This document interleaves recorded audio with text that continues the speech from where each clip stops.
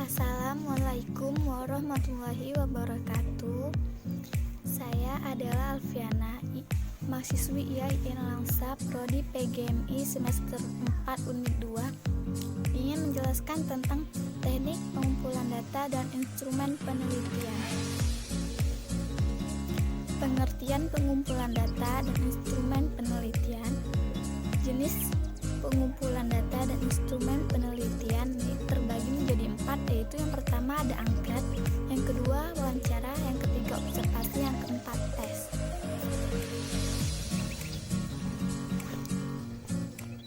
Di sini saya akan menjelaskan pengertian tentang pengumpulan data dan instrumen penelitian.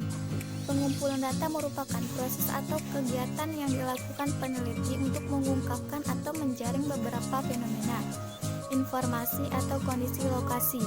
Sedangkan instrumen penelitian adalah alat atau fasilitas yang digunakan oleh peneliti dalam pengumpulan data agar pekerjaannya lebih mudah dan hasilnya lebih baik.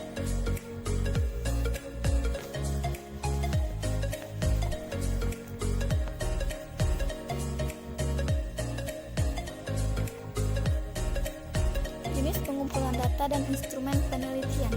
Yang pertama ada angket.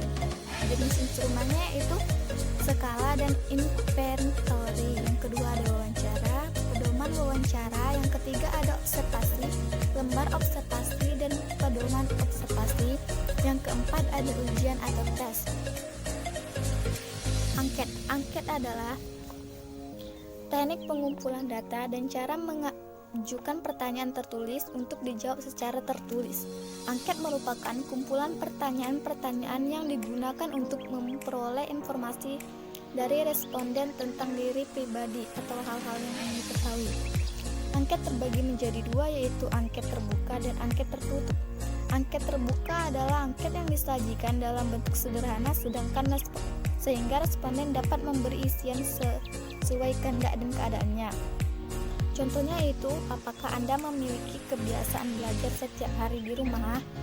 Sedangkan angket tertutup adalah angket yang disajikan dalam bentuk sedemikian rupa sehingga responden diminta untuk memilih satu jawaban yang sesuai karakteristik dirinya. Contohnya yaitu, apakah Anda memiliki kebiasaan belajar setiap hari di rumah? Jawabannya yaitu yang pertama, yang A, iya, B, tidak. Pilih salah satu dari kedua jawaban tersebut.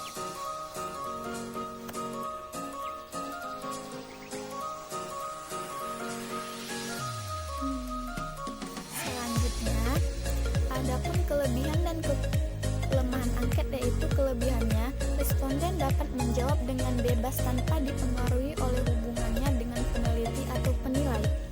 Sedangkan kelemahannya adalah pertanyaan dalam angket biasanya bersifat agak kaku dan tidak dapat diubah sesuai dengan keadaan sekitarnya. Adapun contoh kisi-kisi angket adalah yang pertama motivasi belajar. Indikatornya ketekunan dalam belajar, minat dalam ketajaman perhatian dalam belajar, berprestasi dalam belajar. Deskriptornya kehadiran sekolah, semangat untuk mengikuti pelajaran, keinginan untuk berprestasi dan menyelesaikan tugas.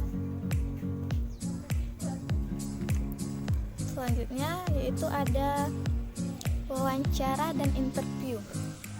Wawancara dan interview merupakan percakapan antara dua orang atau lebih dan berlangsung antara narasumber dan pewawancara dengan cara menyampaikan sejumlah pertanyaan dan dari pewawancara kepada narasumber. Wawancara dibagi menjadi 2, yaitu yang pertama wawancara terpimpin. Dalam wawancara terpimpin, pewawancara sudah dibekali dengan daftar pernyataan yang lengkap dengan perinci. Contohnya yaitu bagaimana pendapat Anda tentang maraknya wabah COVID-19 sekarang ini. Wawancara kedua yaitu wawancara bebas. Dalam wawancara bebas, pewawancara menanyakan apa saja kepada responden. Namun, harus diperhatikan bahwa pertanyaan itu berhubungan dengan data-data yang diinginkan. Contohnya itu, menurut Anda, bagaimana tindakan yang harus kita lakukan agar lingkungan kita selalu bersih?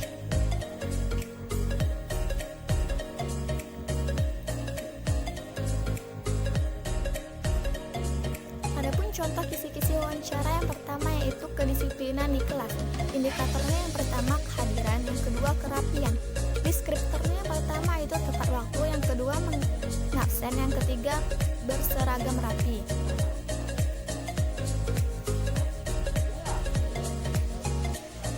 Yang ketiga yaitu ada observasi. Observasi adalah aktivitas terhadap suatu proses atau objek dengan maksud merasakan dan kemudian memahami pengetahuan dari sebuah fenomena berdasarkan pengetahuan dan gagasan yang sudah diketahui untuk mendapatkan informasi-informasi yang dibutuhkan untuk melanjutkan suatu penelitian. Kisi-kisi observasi yaitu yang pertama kedisiplinan siswa. Indikatornya disiplin dalam kegiatan belajar, kemandirian dalam mengerjakan teks. Deskriptornya itu siswa harus disiplin saat belajar, siswa mengerjakan tugas dan latihan secara mandiri.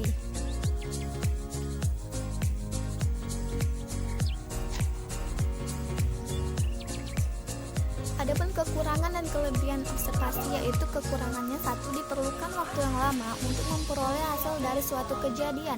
Yang kedua, pengamatan terhadap suatu fenomena yang berlangsung lama. Yang ketiga, tidak dapat mengalami gejala peka. Kelebihan observasinya yang pertama yaitu dapat mencatat hal-hal perilaku pertumbuhan. Yang kedua, dapat memperoleh data dari subjek secara langsung. Yang ketiga, derajat kepercayaannya tinggi.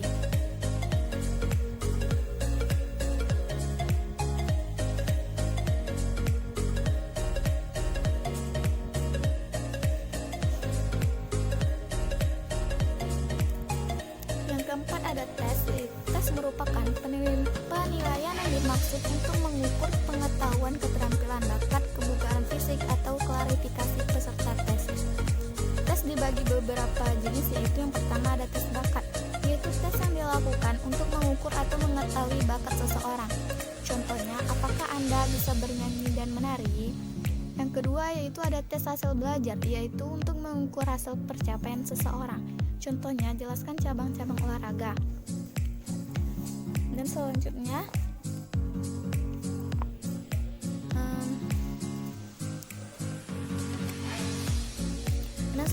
ada yang ketiga ada tes kepribadian, yaitu tes yang digunakan untuk mengungkapkan kepribadian seseorang.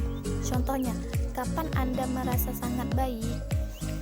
Yaitu ada 4 jawabannya. Yang pertama A, setiap hari, pagi hari. Yang B, sepanjang sore. Yang C, larut malam. Yang D, siang hari. Yang keempat ada tes sikap, yaitu tes yang digunakan untuk mengadakan pengukuran terhadap sikap seseorang. Contohnya, reaksi Anda saat kecewa. Yang A, tersenyum. B, menangis. C, senang. D, marah.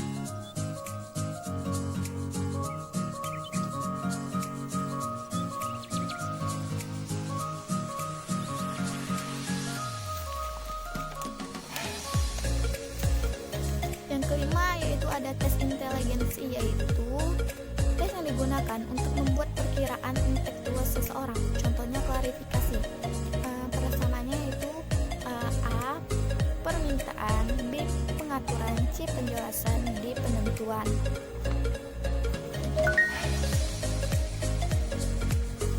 Adapun contoh kisi-kisi tes hasil belajar yang pertama sikap terhadap tujuan dan isi mata pelajaran IPA. Yang B, paham dan yakin akan pentingnya tujuan dan isi IPA. Yang kedua, kemauan untuk mempelajari dan menerapkan pelajaran IPA. Sekian dan terima kasih. Apabila ada kekurangan saya mohon maaf. Wassalamualaikum warahmatullahi wabarakatuh.